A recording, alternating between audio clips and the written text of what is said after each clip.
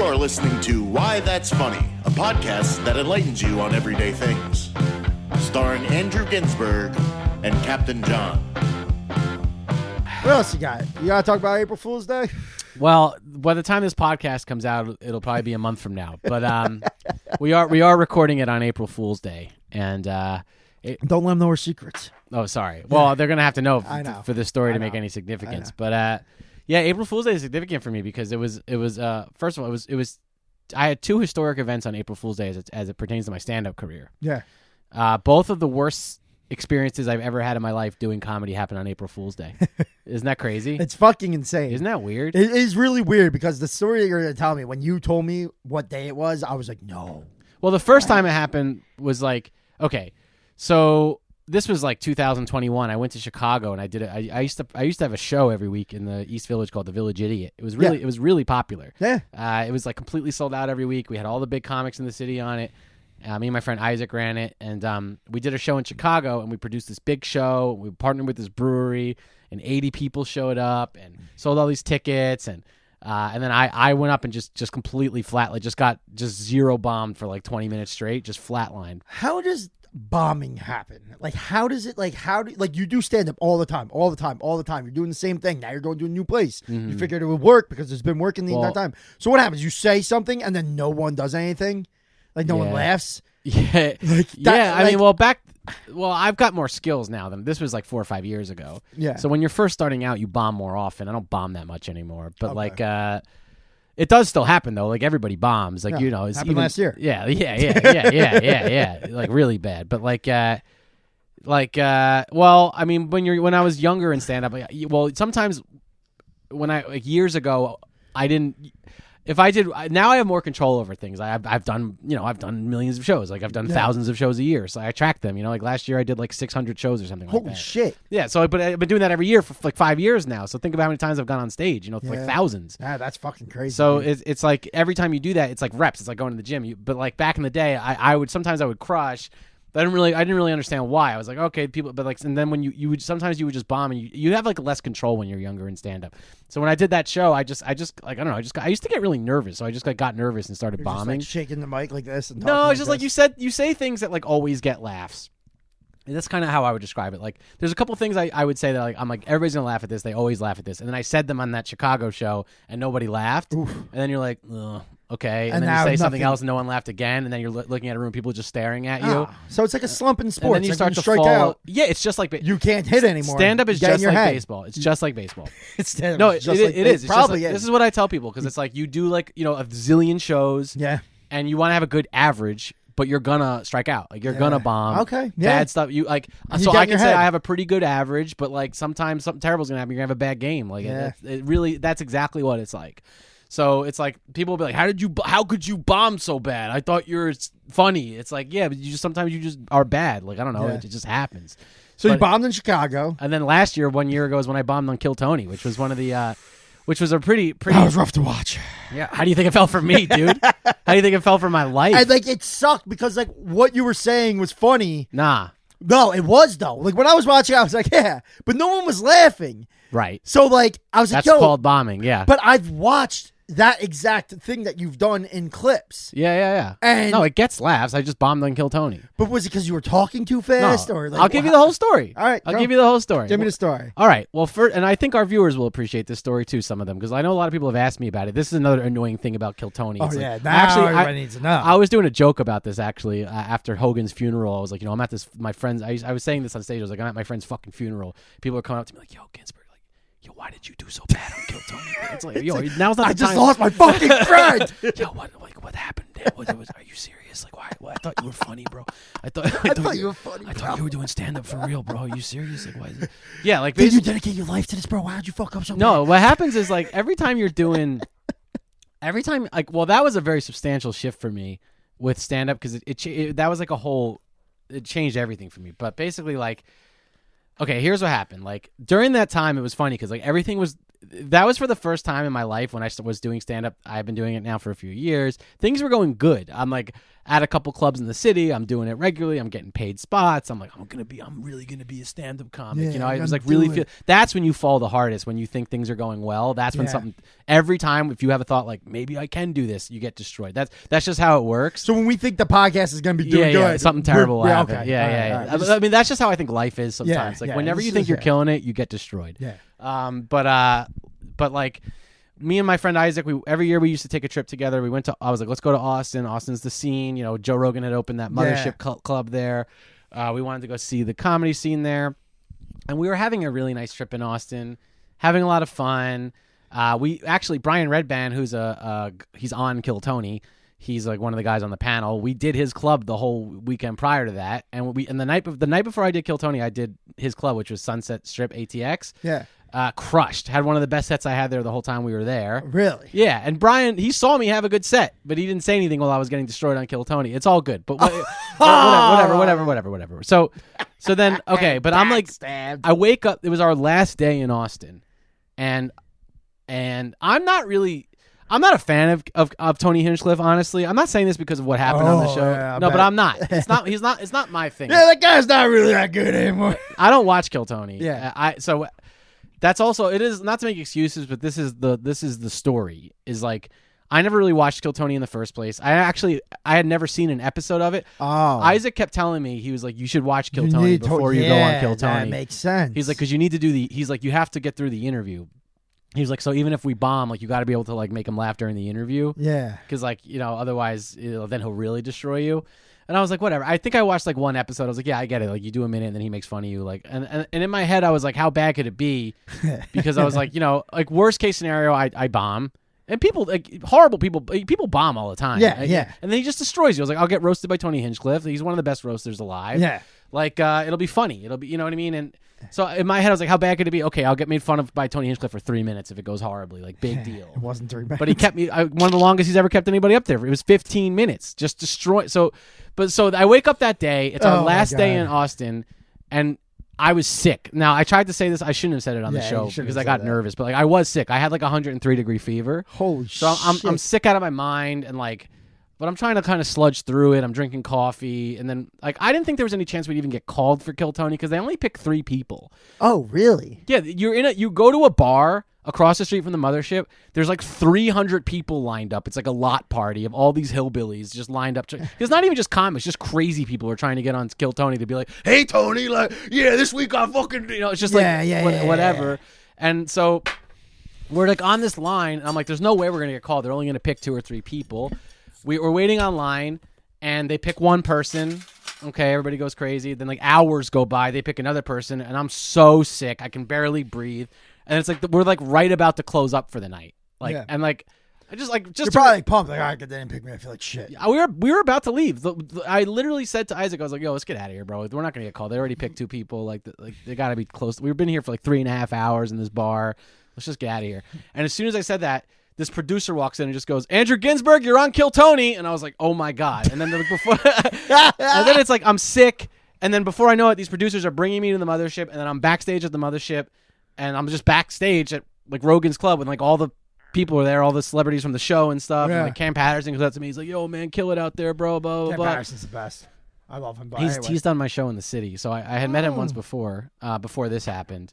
Then never again though. No, it's all good. Like, but then like I'm like,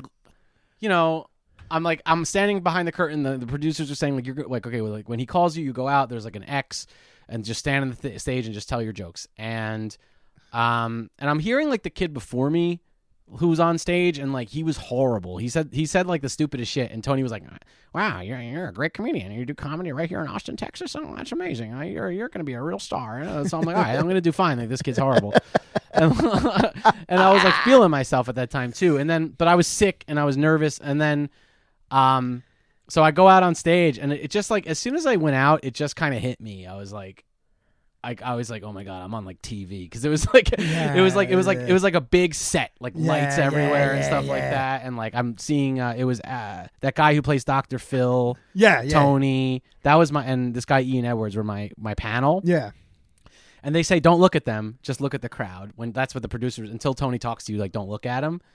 So, and then I had gotten some pretty bad advice. One of my friends told me to do a new joke because it was an open mic, Kill Tony. Like, it's not, you're supposed to just do new material, which is not what I should have done. No. If I should have done stuff that worked.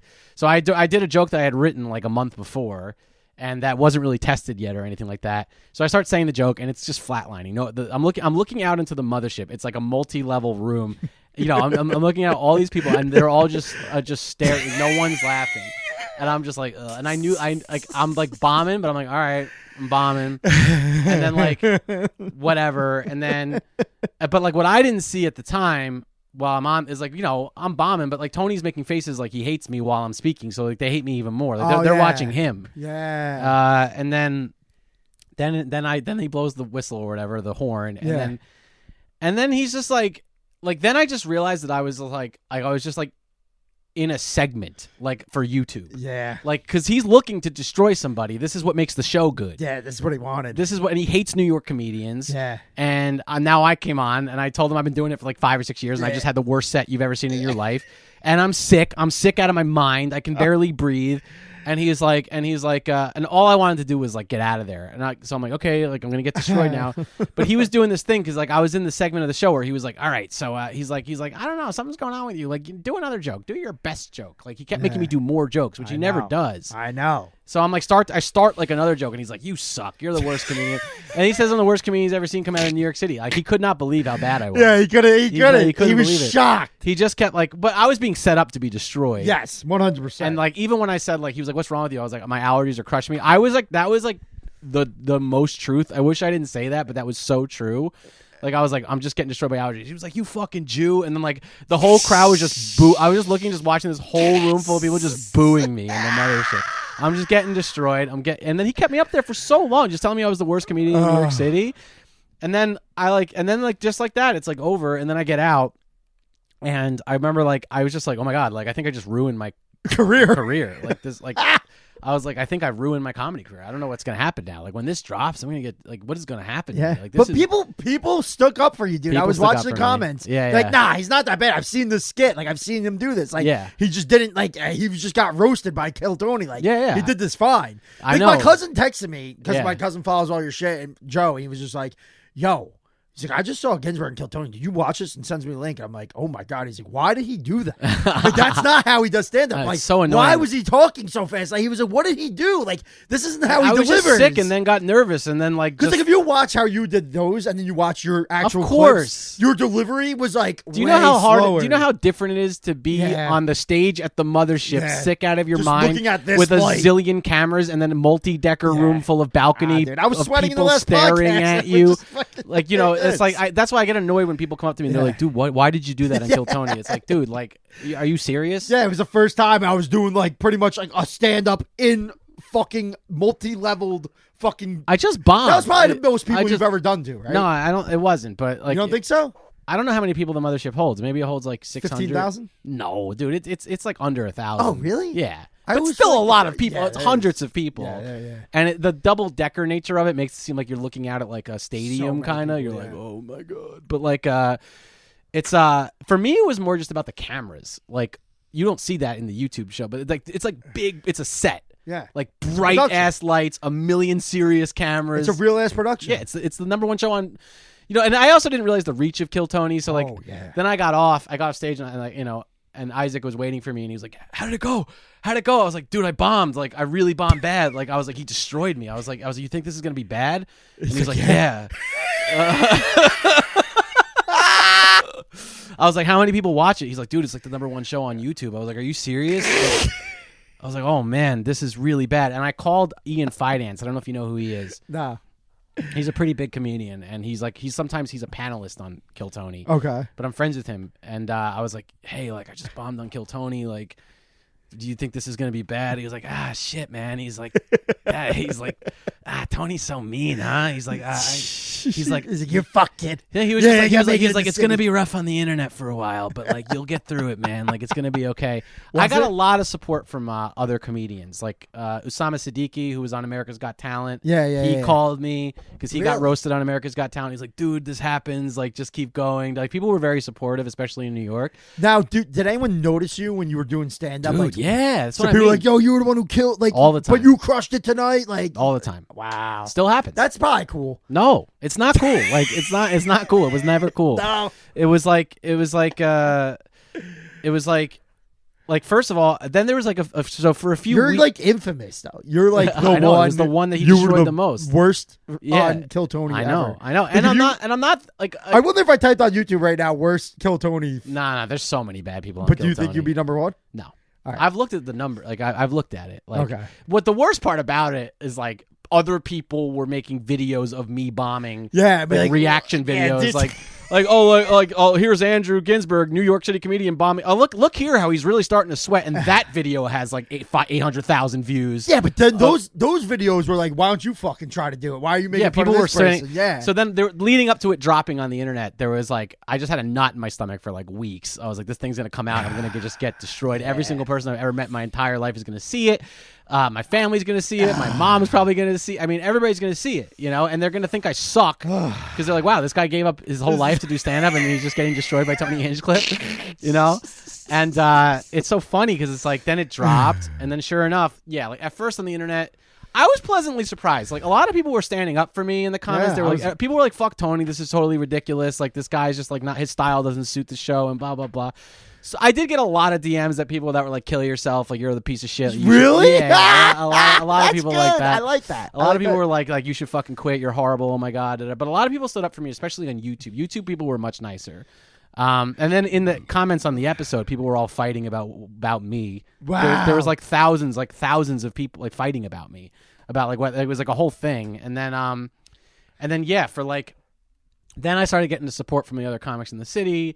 And I was super embarrassed because it was like every time I would do shows, I do a lot of shows at this comedy club in Times Square, but they have like 200 or 300 people sometimes in their main room at night, and I was doing those shows a lot, and at least 2 or 3 people after every show would come up to me and be like, "Dude, I saw you on Kill Tony get destroyed, bro."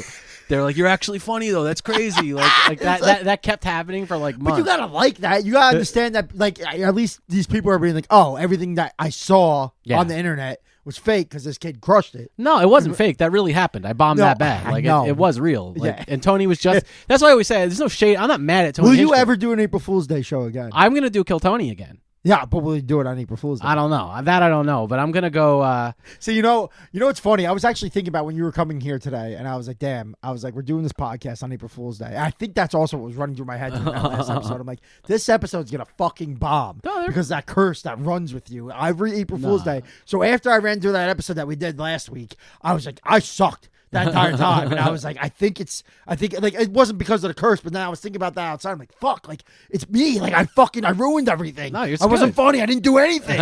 It's all good. I feel like everything's going well. Nah, whatever. So then, I feel like everything's going well. I feel like I do. Yeah. And then then after that started a series of events that changed my whole life after Kill Tony because it really rattled me. Yeah, I'm sure it did. Because I don't know, it was like everybody I ever met was like, what happened? Even my brother was like, "Yo, what the fuck? He loves Kill Tony," you know? Yeah. He was like, "Why did you do that?" And like, why did you do?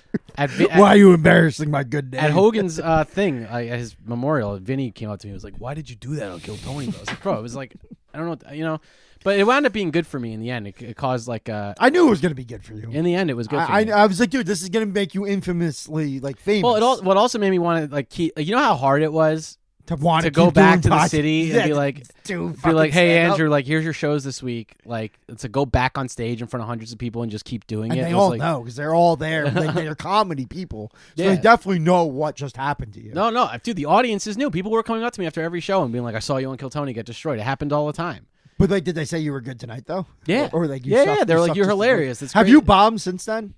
No, not like that. No, but I mean, like, have you had like cold nights, like bad cold nights? Not Wow. really, not like Yeah, that. maybe not it's like fucking- that. yeah. You're always gonna have an off night or something, but not where I was like, no, like I'm fucking melting down. Yeah, I just fucking- got really nervous. I had never been on TV before. Yeah. And I wasn't prepared, and I was sick, and I wasn't ready. And I didn't. The most important thing that I missed was that I didn't really understand the interview, because you can like bomb your jokes, but if he thinks you're funny when he's like fucking with you, if you're roasting him back and stuff, then Yeah. you can still save your shit. Yeah, you gotta call him gay. That's Yeah, the whole yeah. thing. Well, now when I go back on Kill Tony, I'm gonna have a whole bunch of like I'm gonna know. I'm gonna and have he's it up. definitely gonna want you back. Oh yeah, You need. he always redemption. does on the show. He does the Redemption. redemption arc. Yeah. So it's like then you come back and then you win and then you're the best. You know, Yeah, so yeah. I'm gonna do that one day. I'm not mentally. I can't do it now. No, you but I know gotta the producers will put me back on, because they always put people that bombed back on the Do show. you, and especially you had Yeah. the 15-minute bomb. Yeah. I'll be back. You'll be the number one.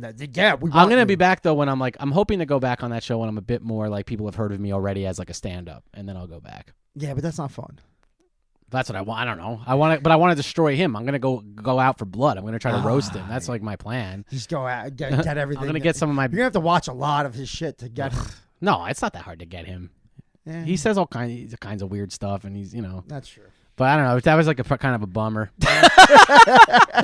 That was kind of a bummer, but I'm better off for it now. But that was last April Fool's Day, and then the months after that were just fucking crazy, dude. Being on. Did you have what'd you call her? Violet, Bridget? What's Magenta? Magenta? Yeah. Were you with her when you bombed? Yeah. What'd she think? Did she want to break up? I can't be with a guy who can't crush on Kill Tony. Was she supportive? Was she like, hey, Yeah, you'll she get was- him next time, Tiger? No, she was just like, that's not you. Like, she was like, we see you every night of the week crushing. Like, she was Yeah. like, that's just not you. Like, it's just that, and like, also, like, maybe, like, I wasn't meant to be like a Kill Tony star. I'm not Yeah. Hans Kim. Like, I don't want to be those guys. Like, those guys, that's not even what I do. I'll tell you what though, Cam, he's the main thing I've ever taken from Kill Tony. That guy, I fucking love. He's him, funny, dude. but he hasn't even been doing stand up that long. I know. I saw him on I listened to him on Are You Garbage. He's the craziest guy in the world. I don't know. He's fucking just. Yeah, cracks he me did up. my bar show in New York when he came into town. Really? Yeah, How was that? it was awesome. He came with Hans, and they both did the show. Oh shit, that's sick. Yeah. That's fucking cool. Yeah. We knew Hans from back in the day because he used to do mics and stuff. He just like blew up out of nowhere. Yeah. But yeah, he brought Cam, and then they both did our show at the juke bar. Was it Cam's dad there being a nut trying to No, sell it was stuff? just Cam and Hans. They came in, did the show, I heard and they were super. And when I bombed on Kill Tony, Cam was super nice to me when I came off stage. He's like, "It happens, bro. It happens, bro." And I was like, "I'm getting out of here, man. Yeah, I'm I getting want the that fuck kid." out of here, man. Oh my god, I'm so embarrassed." And it was the worst part too. Was like right before I went on stage, Tony Hinchcliffe was like, "If you go back and watch the episode, you can see." He's like. And another thing for you guys I hear before I bring up this next comedian, he's like, Joe Rogan is backstage right now, and he's listening. He's Oh no! So Joe Rogan knows that you're the worst comedian. One of my dreams in comedy, I've always said this, one of my pipe dreams is that if like, something happens to me, blow up, and like if I'm ever on Joe Rogan, I would love to tell that story on Joe Rogan. Yeah, That would be pretty cool. Yeah. That'd be pretty cool. So, anyway, so that's what happened on Kill Tony. Yeah. Well, and Tara just texted me. Dinner's ready, dude. All right, dude. I don't know what we're having tonight. Maybe some ravioli. This is great. This is the only time I get to eat a real meal. Yeah. I appreciate that. I usually just have a bowl of rice. All right. Hey, we're coming back from AJ's Den, and we'll see you next Tuesday. See you next Tuesday. Thanks for tuning in to Why That's Funny podcast. Follow us on the internet. Follow us. We'll see you next time. Bye-bye. Bye-bye. Thank you for listening to Why That's Funny. We hope you enjoyed the show.